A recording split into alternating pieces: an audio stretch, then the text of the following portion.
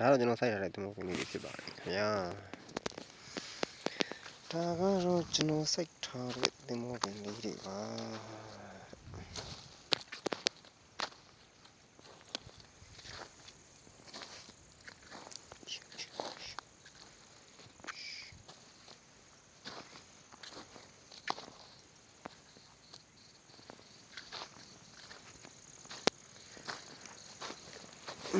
စိုက်ထားတာ10ရက်လောက်တော့ရှိ10ရက်15ရက်လောက်တော့ရှိသွားပြီ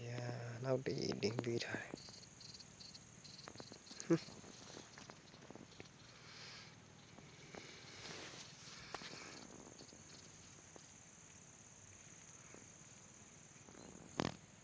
ကောင်းတယ်ဒီမော်လေးမစိုး